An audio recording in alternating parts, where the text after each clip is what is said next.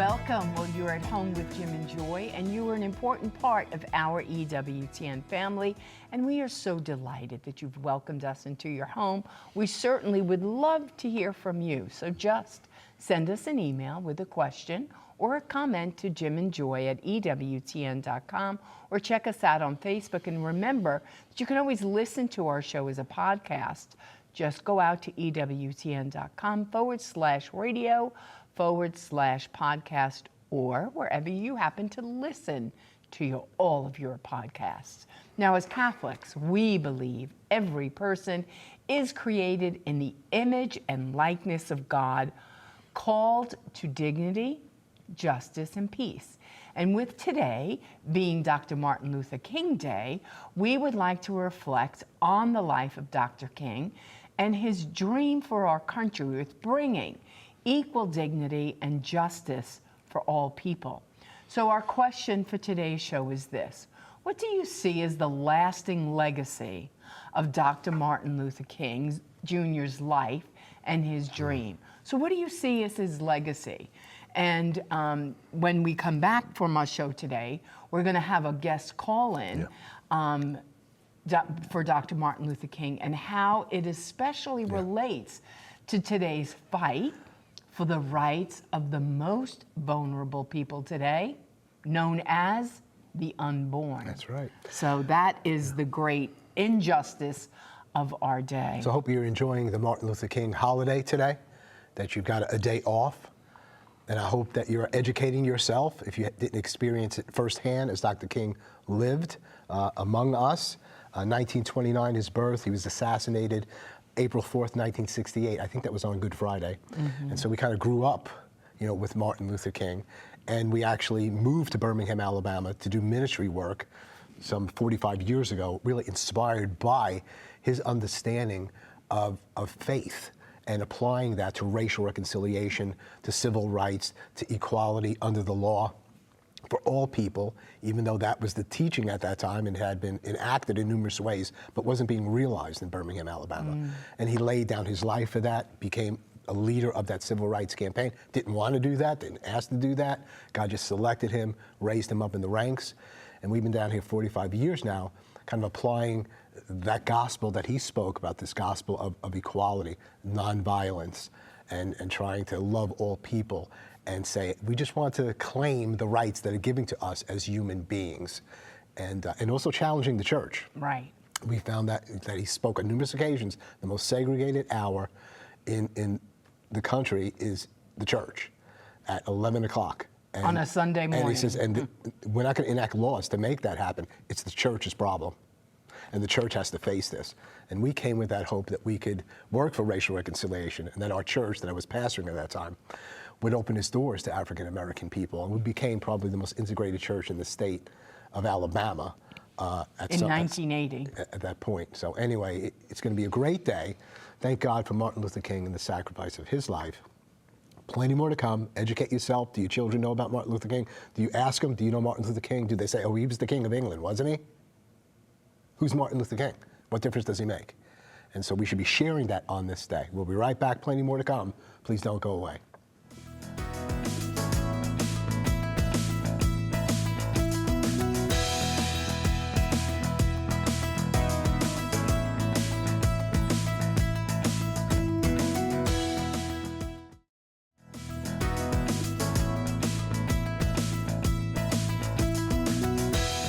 Back. Well, the question for today's show is this: what do you see as the lasting legacy of Dr. Martin Luther King Jr.'s life and dream?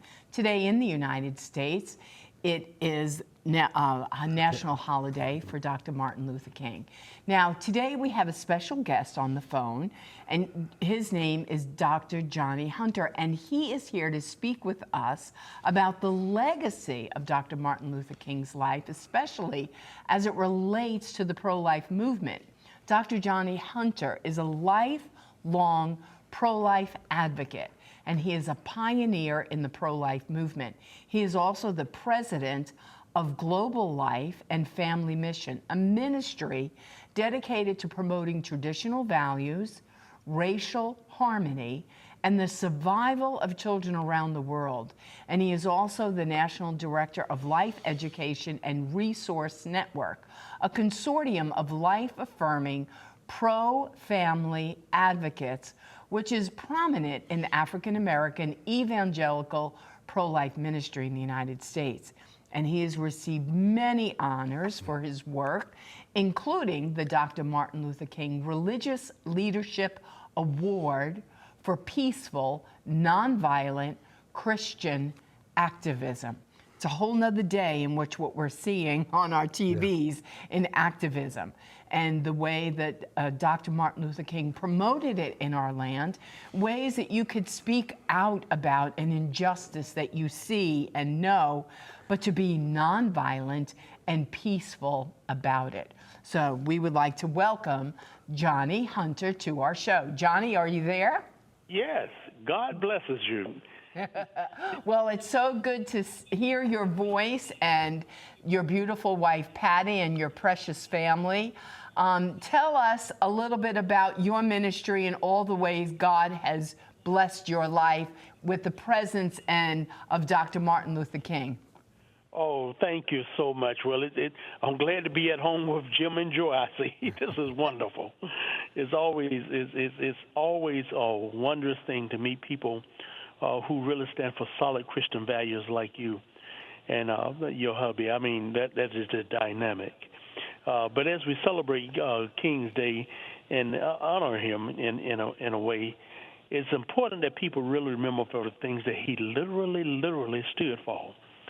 And in Micah 6:8, it says this: "You have shown, O man, what is good, and what does the Lord require of you, but to do justly, to have mercy, to walk humbly with your God." And that thing of seeking justice, of being just, that is so crucial, and that has affected our life quite a bit. As I get older now, I've been switching gears. It was because of King's legacy that I did become an activist, but also. Now, as we get older, it's time for us to let the younger generation know what's going on and let them start filling in our spaces and be prepared. So that's what I've been working on quite a bit here lately. And I tell you, the young folks coming up behind us are dynamic. They're like the youth movement that was in Birmingham, Alabama by the time King hit there. You know, Dr. King was arrested in the Birmingham jail. He wrote the letter from the Birmingham jail. And with that, it has been so, it has stirred up a lot. But he's the one that really put out that powerful word. Show me justice anywhere. It's a threat to justice everywhere. And just as you said, what we're seeing today is some of the activism going out there is not peaceful at all. You know, when you study those things that Martin Luther King wrote about, you know, he actually described. He said in that letter from the Birmingham jail, and by the way, if you ever get arrested in Birmingham for a good cause, I was privileged, with me and my wife, Pat, we were privileged to be arrested there, put in that jail cell, and they had a plaque there for him. I tell you, it was an honor. Bring tears to your eyes. But one thing he said there, in any nonviolent campaign, there are 4 basic steps: collection of the facts to determine whether injustices are alive, negotiations, self-purification, and direct actions. And I tell you, when you talk about self-purification, that is so crucial. But the very first one, collection of the facts to determine whether, and right now we got people out there riding for stuff that they have no business riding for, and they're trying to call it peaceful. You can't be out there calling something peaceful while you're burning down things and while you're running over folks and trying to do all kind of craziness. The thing I loved about the pro-life movement, even in the rescue moments, and the rescue is still going on every now and then, is that the rescuers are very peaceful. Yes. They are nonviolent. They actually interpose just like the child. They become that innocent, and they allow the police to literally pick them up and take them away. But it's peaceful, and it is nonviolent. But what it also does, it makes a point. I had the privilege many years ago. You have to interrupt me if I keep going too fast. No, that's okay. Go ahead. I actually met Reverend Benjamin Cox, and you know, he passed away about 10 years ago. Well, more than 10 years, about 2011, I think he passed. But I met him while he was alive. Now, he is the man. He's the pastor who convinced King to start civil rights marches, and a lot of people didn't know that. And I met, and when I met him, it was so wonderful to meet him. And because I really want to talk to him about what we can do for the pro-life movement, and what he shared with me was very strong. He said there are no videos of those earlier marches. And he said, I kind of got a little concerned when they start deleting a lot of the videos, because then people start marching for reasons that really weren't that just. They just want to be seen and just to join the crowd. Yeah. He said, you don't just join the crowd. He said, we did those earlier marches to make people aware, to cause people just to start thinking. He said across the country there were too many people, and he called them colored people at the time. He said the Negroes and colored people, that was him. And he said they said everything is fine in our city. He said they had separate drinking water fountains. School students had old books, and I remember those books. You couldn't even shop at certain stores, couldn't do certain. He said, but everybody, you go to their town, they go, oh, everything is fine in our town, nothing wrong here. I don't know why he's coming here. He said, and on the days, in the earlier days, just a few of them marched. He said, mostly him and King, sometimes Jesse. He said, just the three of us, we go to a town, and just three of us march down the street. That was it. Wow. That was it. He said, but after we left, he said, but we do our sermons, and after we left, people start thinking, well, wait a minute. Maybe I should be in a drinking the water fountain I want. Maybe I should be. I should be able to go to. All of a sudden they start thinking. And he impressed me. He said, Pastor Hunter, that's what you and your people and the men and women work of you must do. Get people to start thinking. Mm-hmm. In other words, he said, what good every civil rights gain we ever made means nothing to a dead child. Yes. If you're going to kill a child before that, and that's why I started calling it the womb lynching, because you're killing the child before he's even born. Mm-hmm. When a person was lynched on a tree, that was one thing, but to see a child as wounded, killed in the womb, that's just womb lynching. Mm-hmm. And he was 100% right, and we understand that safe playgrounds mean nothing to a dead child. Equal job opportunities mean nothing to a dead child. Better education means nothing. Everything we ever gain, the very most basic part of the civil rights movement, are right there in the Constitution, right? God has given us a gift of life. Yes. And that life is profound. Without life, all the other rights mean nothing. Mm-hmm. And that's why we became so compassionate. That's what Dr. Martin Luther King. And but it wasn't just getting people to think, but the way he went about it. Peaceful nonviolence. Mm-hmm. You don't become evil. And you don't just act up a cause. You don't become righteous. Mm-hmm. And Dr. Martin Luther King lived it. It wasn't just talk for him. Mm-hmm. He actually lived it. He walked it. And so did Ben Cox and every pastor that was with him. They were dynamic people. Now, what is wonderful is that they raised up a younger generation coming after them, because I tell you, in Birmingham, Alabama, when you get a look at some of those old videos, there's not older folks coming out of those being sprayed on with a water hose and the dogs put on them. I actually met a couple of those now, too. But anyway, I gained so much. Here in Fayetteville, North Carolina, I live in a town that used to have on the sign that said, welcome to Fayetteville, North Carolina, home of the KKK. Mm-hmm. And so that's kind of, so I know about those water fountains and all those kinds of things. And what was interesting, Martin Luther King actually came to our city. And at that time, I won't name the church. Maybe I won't name church. Everybody that know me, they'll know exactly what church I'm talking about. But one of the most predominantly black Baptist churches right here in Fayetteville, North Carolina, was the church I attended. And if you were a school educator, our church was sophisticated now. We didn't do much shouting, and if you said amen, you couldn't say it too loud. We were a sophisticated church. Nevertheless, we did wonderful hymns. We had a pipe organ, and it was a diamond. If you were going to be a school superintendent, an educator, a politician, we were the church you belonged to. When King came to Fayetteville, he wanted to speak at our church. The deacons and trustees would not let Martin Luther King speak at our church because he was too controversial. Mm-hmm. Yeah.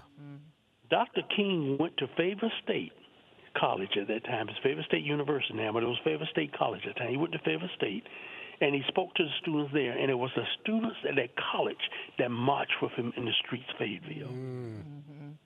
And from that, I gained so much. And I tell you, when I came back from college, I remember one time after King was assassinated, and all of a sudden he was a major hero, and they started holding things to him. And I came to one of the services, and one of the deacons at our church, he said, "I marched with King when he was in Fayetteville." And I'm going, "Oh, no, he didn't. No, he didn't. He was one of the people who didn't even think King should be." And it aggravated me so much. Yes. But also in later life, as I stepped into the pro-life ministry, it gave me another value to see. Yes. Because there was places that did not want Johnny Hunter around, but it didn't matter. At least we were going to cause them to think. And the main thing was, I knew this, that when you're pleasing God, you are doing everything to fit that Michael part. Beautiful. Johnny, we're going to have to take a break at this point. I didn't want to interrupt anything you had to say. You really connected us with the history of Martin Luther King. You've walked it out yourself. You've spoken beautifully. We love you, your wife, Patricia. Thank you for joining us in Birmingham when we had those rescues there, that we went to jail together. And we're going to have you back to share more fully. You're bringing it all to bear in this age and in this time. God bless you, all the great work that you're doing on behalf of the gospel of life. God bless you, Brother G. Thank you, brother. Love to Patricia. Oh, I mean... He's just a great, great guy, and he's lived it, he's loved it, and as a witness, as in following in the steps of Dr. Martin Luther King, I mean, Johnny's life has been threatened. I mean, he's been to jail, he's paid the price, right? You know, I just thinking back to what he said about one of King's principles of purification. You could hear the purification in him. You could hear a holy voice, a holy man. I'm so glad we finally had him on. Yes. So probably more to come with him. Martin Luther King Day. What do you know about Martin Luther King? And are you sharing this with your children? It only takes like a generation to forget about somebody. Or that they haven't forgotten. They said, we don't want those principles. We don't want nonviolent principles. We want violence. And it isn't like King's message was a beloved community. I want a beloved community where everybody could come in and understand we're human beings. A lot of people don't want a beloved community. Right. And they're just attacking people and stereotyping people in groups. It used to be, African-American people. It could be other groups. Now it's white people. Others are doing that. Anyway, Lord have mercy. May we really and truly take on the life and teaching of Jesus. We'll be right back. Plenty more to come. Don't go away.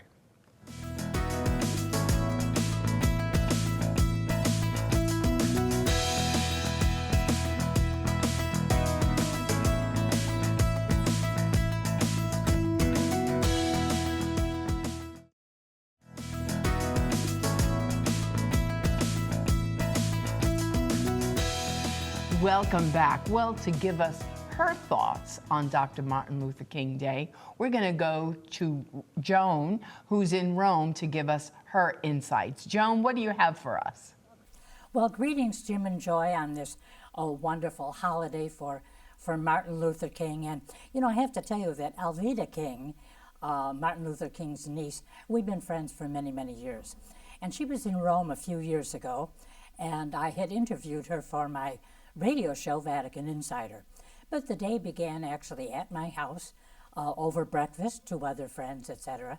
And at a certain point, Alveda looked up and she said, "Joan, I would love to go to your office and sit in the chair where you prepare all your blogs and your radio shows." So, of course, we went back to my office, and she sat down and she did a Facebook Live thing, telling people she was at the famous desk of her friend Joan Lewis.